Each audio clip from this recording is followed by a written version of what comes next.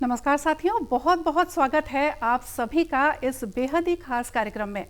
12 साल वो समय जब एक बच्चा युवा बन जाता है, जब सपने हकीकत में बदलते हैं। 12 साल सरकार की योजनाओं और उपलब्धियों का आईना होते हैं। हमारे देश में पिछले 12 वर्षों में अभूतपूर्व बदलाव आया है। लोगों की जिंदगी में अब एक माँ की आंखें चूल्हे के धुएं से नहीं जलती। अब एक भाई के हाथों में अच्छे स्वास्थ्य की कुंजी है। हर गरीब के पास एक आवास है, अपना घर है। हर घर बिजली से रोशन है और हर युवा के हाथ में मोबाइल ही नहीं बल्कि अपने सपनों का भविष्य है। ये वो 12 स्वर्णिम साल हैं जो हमने माननीय प्रधानमंत्री श्री मोदी की अध्यक्षता में, उनकी लीडरशिप में हमने बिताए हैं, जो कि देश एक नए भविष्य की ओर आगे बढ़ रहा है, एक सुनहरा भविष्य देख रहा है। ऐसे में ये जानना बहुत ज़रूरी है कि क्या बदलाव आए हैं हमारे देश में, हमारे प्रदेश में, कैसे ये बदलाव आए हैं और कैसा होगा हमारे सपनों का भारत। तो इस कोशिश में हमारे साथ हैं एक बहुत ही खास मेहमान। आइए अब सबसे पहले आपको उनसे मिलवाते हैं। हमारे साथ हैं भाजपा के वरिष्ठ राजनीतिज्ञ, वर्तमान में आप विधायक हैं रायपुर से। आप एक विराट राजनीतिज्ञ हैं, बहुत ही जनप्रिय और लोकप्रिय नेता हैं।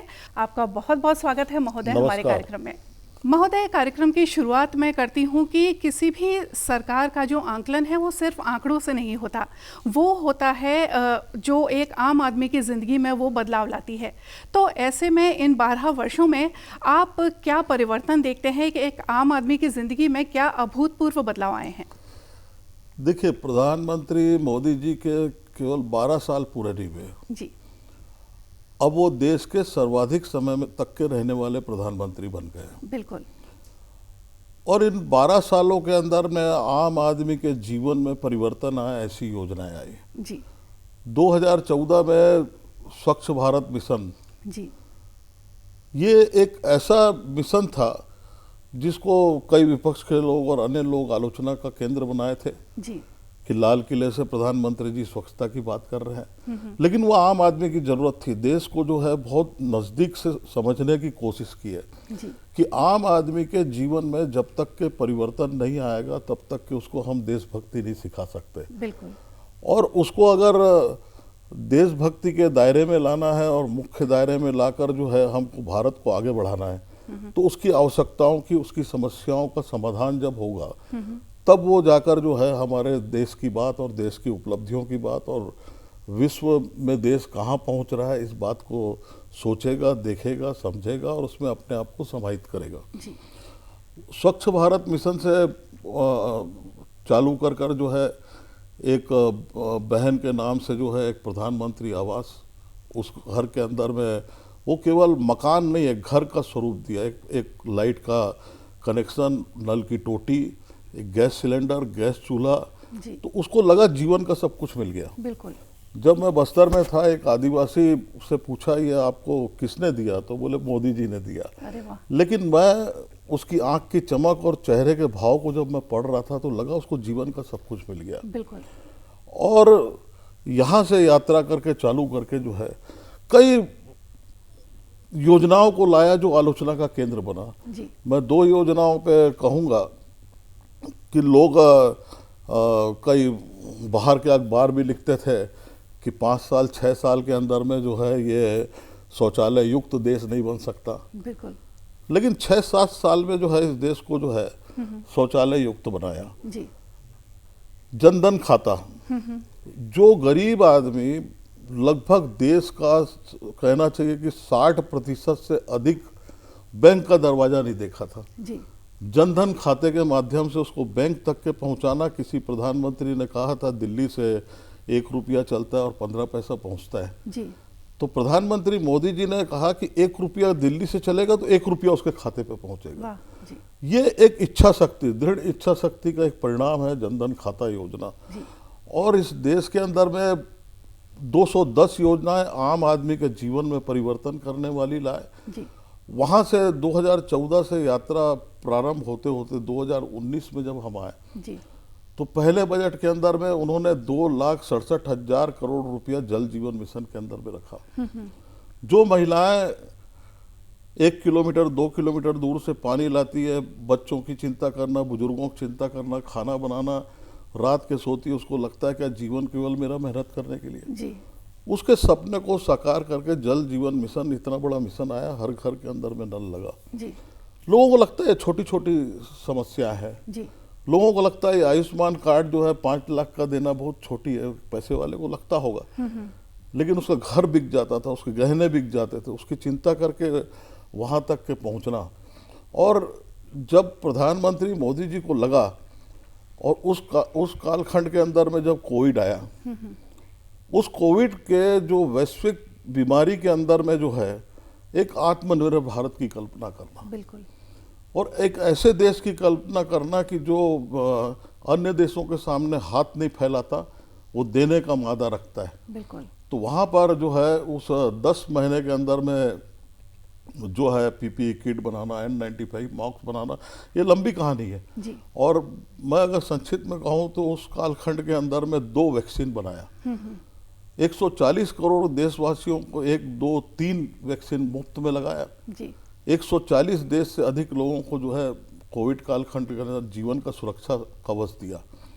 और वहाँ से भारत की यात्रा चालू हुई कि नया भारत, आत्मनिर्भर भारत, जी ऐसा भारत जो विश्व के लोगों को जो है वो इस बात को बता सकता है कि हम अग्रणी थे और अग्रणी रहेंगे। जी और वहाँ से मैं बच्चों से कई बार कहता हूँ कि भारत जो है वो आज हम कहते हैं विश्व गुरु कब बनेगा। मैं बच्चों से इस बात को कहता हूँ, संवाद था मेरा नया भारत, लगभग 492 स्कूल, 196 कॉलेज के अंदर में। जी तो वहाँ पर मैंने संवाद के माध्यम से जब मुझसे पूछते थे कि भारत विश्व गुरु कब बनेगा, जी तो मैंने उन बच्चों से कहा भारत विश्व गुरु बन गया, एक कदम आगे बढ़ा दिया है। बिल्कुल और उसका उदाहरण है कि रसिया और यूक्रेन का युद्ध आज भी चल रहा है। जी दोनों राष्ट्रपति से बात करके उस युद्ध को के एक रास्ते को खुलवाना, और 23,000 बच्चों को भारत के अंदर में लाना, और जो बाहर के विदेश के बच्चे थे वो भारत का तिरंगा झंडा लेकर जब आगे बढ़े तो वो भी अपने देश में सुरक्षित रुके। वाह तो ये विश्व गुरु भारत की ओर बढ़ा है।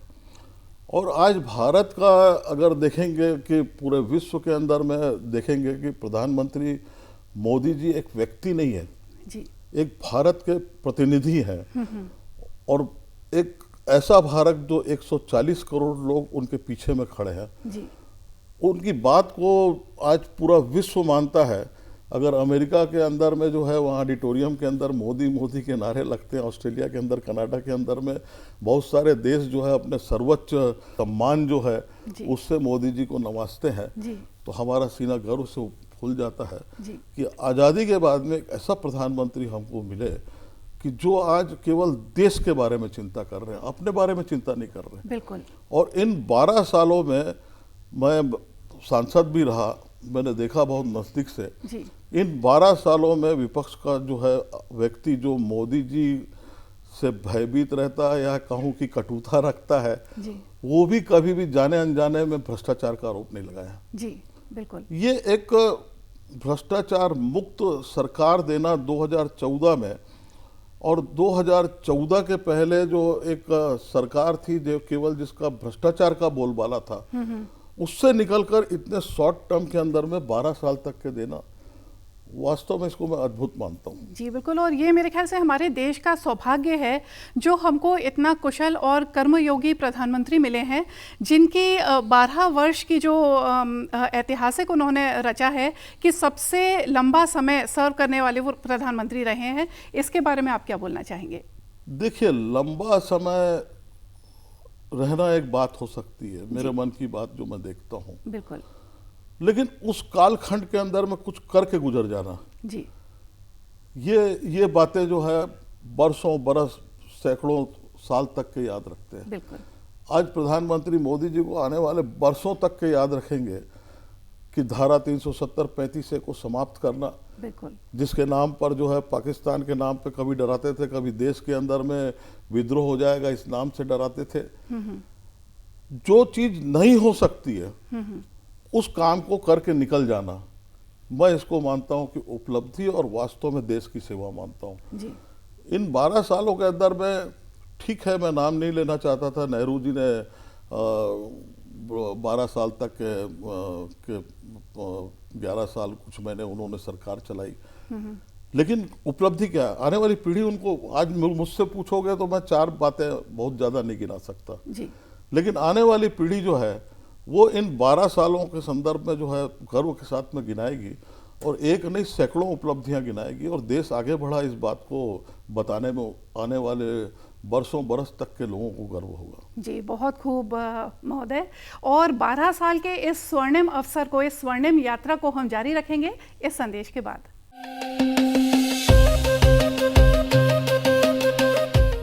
एक जमाने से कहानी है सुना रही आकाशवाणी, फिर आया एंटरटेनमेंट का रेवोल्यूशन, जब कोने कोने पहुंचा दूरदर्शन। कहानी नहीं बदली, स्टाइल गया है बदल। जो कहानियां हम सुनते आए देखते आए, अब वही वैसी ही कहानी सुनाएगा digital. Download Waves OTT app now and watch for free.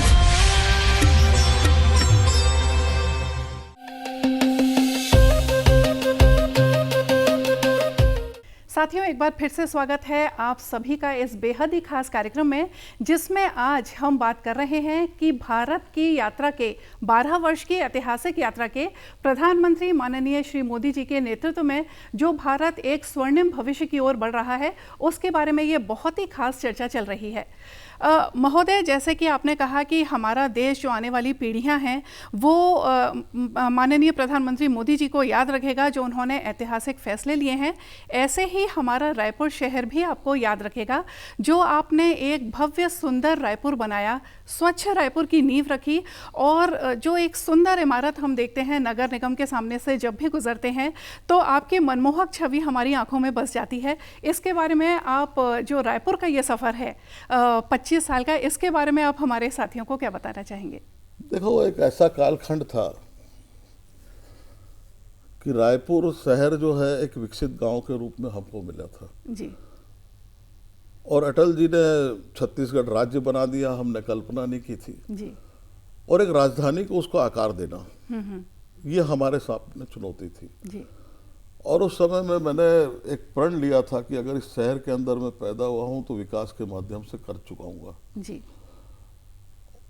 2000 से 2003 तक के देखेंगे आप तो 6000 करोड़ का बजट था, तो उस समय कुछ हम कर नहीं पाए थे। लेकिन उसके बाद के कालखंड को देखेंगे 2005-2010 रायपुर कैसा दिखेगा। मैं बहुत संक्षिप्त में इस बात को बता रहा हूँ, बहुत लंबी कहानी है इसकी जी।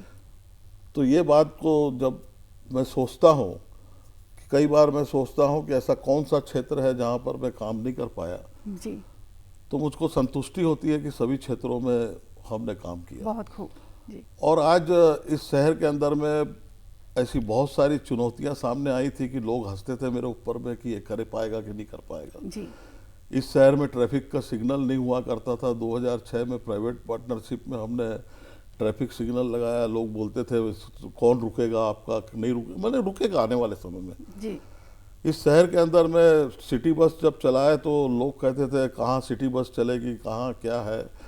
तो उस समय में हमने 40 सिटी बस RCBL कंपनी बनाकर एक प्राइवेट पार्टनरशिप के अंदर में हम चलाया।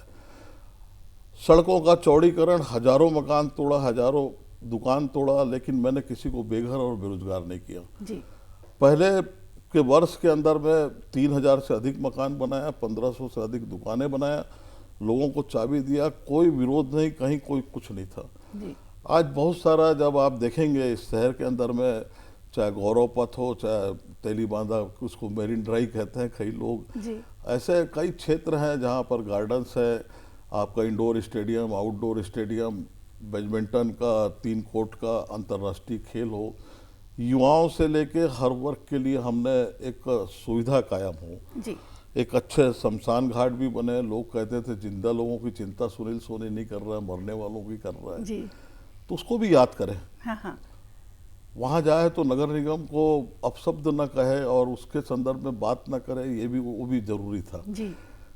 इस शहर पानी समस्या से मुक्त हो, इसके लिए 150 MLD का फिल्टर प्लांट, लगभग 18-20 टंकियाँ, raw water centre, rising line और डिस्ट्रीब्यूशन लाइन के समय मेरा समय खत्म हुआ था। जी। दुख होता है इस बात का कि इतना लंबा 18 साल गुजरने के बाद में जब मैं देखता हूं कि जहां पर रायपुर को छोड़ के आया, आज वही खड़ा है। जी। मैंने अपनी सरकार से भी कहा है कि ये हमको कहीं ना कहीं रायपुर की चिंता करना चाहिए। बिल्कुल। ये राजधानी है, इसको राजधानी का विकसित आकार अगर नहीं देंगे, टूरिज्म नहीं बढ़ेगा। हम भाग्यशाली हैं आज छत्तीसगढ़ के लोग जी। कि मोदी जी की दृढ़ इच्छा शक्ति, अमित शाह जी का निर्देश और उनका काम करने का तरीका, विष्णुदेव साय जी के नेतृत्व में जो है आज ये छत्तीसगढ़ नक्सल मुक्त हुआ है। बिल्कुल। और जब ये छत्तीसगढ़ नक्सल मुक्त हो रहा है तो यहाँ पर आने वाला समय जो है वो हमारा पर्यटन का बढ़ेगा। लोग कल्पना नहीं कर पाए आज तक के, मैं कहता हूँ आज़ादी के बाद में, कि छत्तीसगढ़ कितना सुंदर है। जी। जो बस्तर है एक स्वर्ग है। मैं कई राज्यों का नाम गिनाऊंगा तो वहाँ के रहने वाले थोड़ा अन्यथा लेंगे, जी। लेकिन कई राज्यों से अच्छा जो है हमारा बस्तर है। बिल्कुल। और ये बस्तर का अगर भौगोलिक स्थिति देखेंगे तो केरल से बड़ा ही है। केरल राज्य से बड़ा उसका भौगोलिक वो है। जी। आज बस्तर के अंदर में क्या चीज नहीं है। आज सरगुजा में जाए आपको क्या देखने को नहीं मिलेगा। बिल्कुल। झरने हैं, हमारे जलप्रपात है, हमारे कुटुम सर की गुफा है, वहाँ पर जंगल है, कुसुम महुआ की खुशबू के अंदर में आदमी वहाँ पे अपने आप को जो है दूसरी दुनिया के अंदर में पहुँचा बिल्कुल। देता है जी। और उस दुनिया की ओर पहुँचाता है जहाँ उसको पहुँचना चाहता है, एक शांति की ओर बढ़ता है। जी। तो ऐसा छत्तीसगढ़, मंदिरों का छत्तीसगढ़, जी। देवियों का छत्तीसगढ़, यहाँ पे खनिज संपदा का छत्तीसगढ़। जी। तो अब यहाँ पर आने वाले समय के अंदर में जब छत्तीसगढ़ तेजी से तरक्की करने वाला है, मैं अपनी उपलब्धियों को नहीं बता रहा हूँ, मैं अब उसमें मेरे को कुछ अच्छा नहीं लगता, लोग बताएं मेरे बारे में। जी। तो आज इस छत्तीसगढ़ के बारे में जब मैं बात करता हूँ, विधानसभा में भी मैंने कहा, आने वाला 2030 वाह। देश के अन्य राज्यों से अग्रणी छत्तीसगढ़ रहेगा। मैं 1947 की बात नहीं, 2047 की बात नहीं करता, 2030 32 के आसपास जो है जी। ये छत्तीसगढ़ बहुत तेजी से तरक्की करेगा। और ऐसे समय में हमारा रायपुर कैसा होना चाहिए, जी। जहां पर अच्छी रेल सुविधा है। मोदी जी के नेतृत्व में 480 करोड़ रुपया, मैं सांसद था, एक एयरपोर्ट से अच्छा रेलवे स्टेशन बनने वाला है।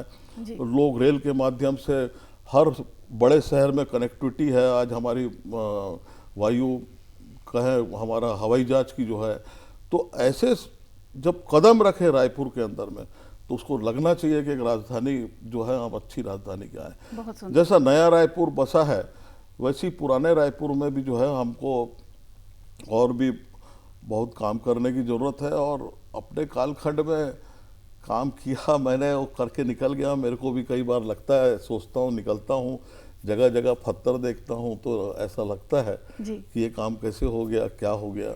लेकिन ये टीम वर्क में हुआ, केवल सुनील सोनी ने नहीं किया। जी। जी। और इस काम को जब मैं किया था तो एक सिटेक बनाया था, सिटी टेक्निकल ग्रुप, जो सारे लोगों को, आर्किटेक्ट है, इंजीनियर है, डॉक्टर्स है, वकील है, चार्टर अकाउंटेंट है, सबको समाहित करके अपना शहर है, आप सलाह दो, मैं काम करके निकलूंगा। जी।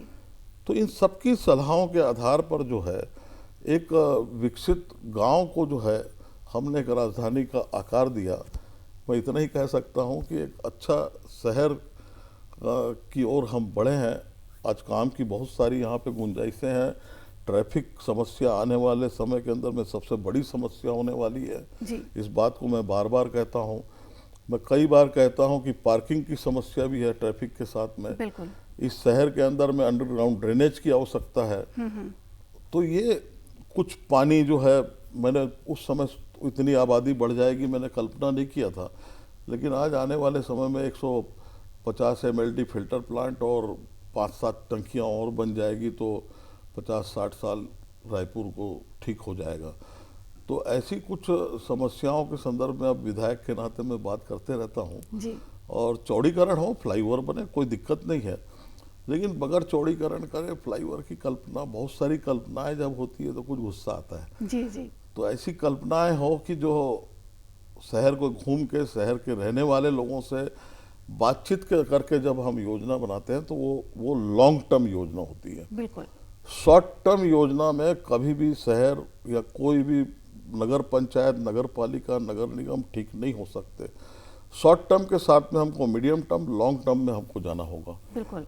तो वर्तमान समय में मैं उम्मीद करता हूँ कि केंद्र में हमारी सरकार है, राज्य में है, नगर निगम में हमारे महापौर हैं, सब मिलकर अच्छा काम करेंगे। हम भी उसके अंदर में अपने आप को समाहित करके जो हो सकेगा उसके साथ मिलकर काम करेंगे। अगर हम महोदय महिलाओं की बात करें तो महिलाओं के जीवन में भी इन 12 सालों में एक अभूतपूर्व बदलाव आया है, चाहे वो जल जीवन मिशन हो या फिर उज्ज्वला योजना हो। तो ऐसे में महिलाओं के जीवन में कौन सी ऐसी योजनाएं हैं जो इतना बड़ा बदलाव लेकर आई हैं और उनके चेहरे पर एक मुस्कान लेकर आई हैं? देखो, आपने सभी योजनाओं के बारे में बताया, मैं इसमें दूसरा बात आपसे कहता हूँ जी कि मोदी जी का जो टारगेट है विकसित भारत, यानी विकसित छत्तीसगढ़ भी बनेगा तब विकसित भारत बनेगा। जी तो विकसित भारत बनाना है तो जो 50% मैन पावर जो डेड है महिलाओं का, उसको हमको सामने लाना होगा। वाह, बहुत सुंदर। और महिलाओं को सामने लाकर जो है सारी योजनाओं को बनाया, उनकी समस्याओं का निराकरण किया। जी अब उनसे हम कह रहे हैं कि आप लखपति बहना बने। जी तो इस लखपति बहना बनाने में, लखपति दीदी बनाने के अंदर में अनेक योजनाएं मोदी जी लाए हैं। जब ये लोकल प्रोडक्ट कहते हैं, जब ये बनाएगी, उस लोकल प्रोडक्ट में एक अच्छी क्वालिटी, अच्छी पैकिंग, तो वो जाकर जो है आज केवल देश नहीं, बाहर भी वो प्रोडक्ट जब जाएगा तो आत्मनिर्भर भारत। लोग बोलते आत्मनिर्भर भारत क्या है, मोदी जी का नारा है क्या? जी मैं कहता हूँ नारा वारा नहीं है, ये सपना कल्पना है और ये धरातल पर उतर चुका है। जी उसको जो है महिलाओं को जो है उसको ऋण देना, कम दर के ब्याज के अंदर में उसको उपलब्ध कराना, महिला सहायता समूह को आगे करना। जी तो ये सारी योजनाओं को लाकर जो है एक लखपति बहना का कल्पना करना। मैंने अभी लखपति बहना एक बस्तर की महिला से जब बात कर रहा था, तो लखपति नहीं है, मैं करोड़पति बनूंगी बोली। अरे वाह। तो ये एक जुनून पैदा हुआ है महिलाओं के अंदर में। तो अब हमारा देश जो है 100% मैन पावर जो है वो विकसित भारत की ओर लगेगा। तो 2047 के पहले मैं लगता हूँ कि मेरे को लगता है, विश्वास है जी कि वो विकसित भारत बन जाएगा। तो एक नागरिक की हैसियत से भी जब मैं इन सब चीज़ों को देखता हूँ तो ऐसा लगता है कि मोदी जी का परिश्रम जो है व्यर्थ नहीं जाएगा। 2047 उन्होंने जरूर कहा है, लेकिन उसके पहले हम विकसित भारत बना देंगे। वाह। तो ये हमारे जो माननीय प्रधानमंत्री हैं, जो कर्मयोगी हैं और सतत प्रयासरत हैं कि 2047 तक जो विकसित भारत का सपना है वो साकार हो। चलते चलते उस सपने को साकार करने के लिए मैं आपसे चाहूँगी कि आप हमारे साथियों से क्या आह्वान करेंगे? देखिए, सबसे मेरा आग्रह है, निवेदन है कि आप अपने अपने क्षेत्र में आप क्या कर सकते हैं। हमको आप जो है वो स्टार्टअप के माध्यम से, युवा है तो जी, या अन्य जो है वो लोकल प्रोडक्ट के माध्यम से हम देश को आगे बढ़ाने में अपना योगदान दे सकते हैं, एक पार्ट। दूसरा पार्ट है कि देश को हम बोलते हैं कि हम अब देश तो आज़ाद हो गया, अब आपको बलिदान होने की आवश्यकता नहीं है। बिल्कुल। तो आप सफाई व्यवस्था में कुछ योगदान दे दीजिए। जी जो बुजुर्ग लोग हैं वो बच्चों को प्रेरणा दे, ऐसे किस्से सुनाकर, ऐसे कहानी सुनाकर जो है वो अपने आप को समाहित करके उस युवा को जो है, उस बच्चे को जो है एक ऊर्जा दे सकते हैं, वो डिप्रेशन में नहीं जाएगा। बिल्कुल। तो ऐसे हर क्षेत्र के अंदर में काम कर सकते हैं हम पानी को बचाने के लिए कर सकते हैं, हम पर्यावरण को ठीक करने के लिए अपने आप को जो है पूरा झोंक सकते हैं कि हम इतने हिस्से के अंदर में हम पर्यावरण सुधार देंगे। हम जो है अच्छे पेड़ लगाकर जो हरियाली दे देंगे, धरती को हम सजा देंगे। तो ऐसे बहुत सारे काम हैं कि जिसको जो जैसा लगता है अपने लिए भी करे, देश के लिए भी करे। देश के लिए करना मतलब अपने मोहल्ले के लिए करना, अपने मोहल्ले को ठीक करने के लिए करना, तो देश ठीक हो जाएगा अपने आप। छोटे छोटे काम जो है यही जाकर आने वाले समय में विकसित भारत बनाएगा। और जो हम लोग सपना देखते हैं कि इस देश में बेरोजगार ना हो, इस देश में सब खुशहाल हो, किसान उन्नति और प्रगति की ओर बढ़े, मजदूर के हाथ में काम हो, महिलाएं जो है वो कामकाजी हो और अपने अपने क्षेत्र में महिलाएं जो है अपना योगदान दे रही हो, बच्चे अच्छा पढ़ लिख कर जो है वो अपने माता पिता का नाम आगे बढ़ाए, शहर और प्रदेश देश का नाम आगे करे, खिलाड़ी जो है एक राजदूत के रूप में जो है वो भारत का नाम आगे करे। जी। ये सब चीज़ें जब होगी तो निश्चित तौर पे हमारा देश आगे बढ़ेगा और जो हम चाहते हैं वो सब होगा। आपके सपनों का छत्तीसगढ़ और आपके सपनों का भारत कैसा हो, बहुत ही संक्षेप में। मेरे सपनों का भारत बन रहा है। मेरे सपनों का छत्तीसगढ़ जो है उस नक्सल मुक्त होकर उन्नति प्रगति की ओर बढ़ना प्रारंभ हो गया है। जी। और जैसा छत्तीसगढ़ के संदर्भ में मैं सोचता हूँ वैसा बनेगा वो। जी। और आने वाले समय के अंदर में जो प्रगतिशील राज्य के प्रथम श्रेणी के अंदर में खड़ा होगा, ये हमको विश्वास है। जी। और हम ऐसे काम हमारी सरकार के माध्यम से हो रहे हैं, हम लोग भी ऐसे काम की जो लोग नहीं सोचते वो काम को करके दिखा के हम आगे बढ़ाने का एक कड़ी के रूप में काम करेंगे। सब लोग, जनता भी उसमें योगदान करेगी तो हमारा सपना बड़ा सपना है और बड़ा सपना जो है वो छोटा हो जाएगा और वो गढ़ जाएगा, धरती पे उतर जाएगा और एक सुंदर छत्तीसगढ़ दिखेगा। जी, बहुत खूब महोदय।